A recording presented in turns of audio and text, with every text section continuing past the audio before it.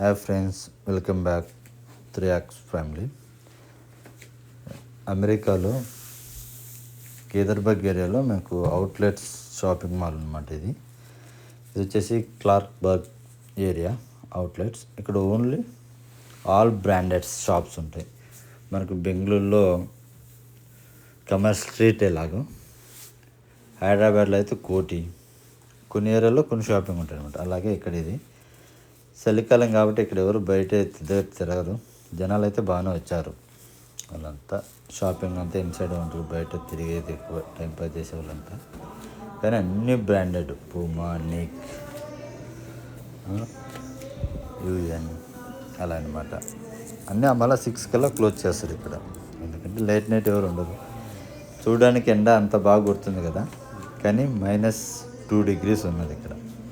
చల్లగా ఉన్నది బయట వెదర్ వచ్చేసి. కానీ ప్రైజెస్ పర్వాలేదు అనిపించేది. మనకు ఇండియా రేట్తోనే ఉన్నాయి.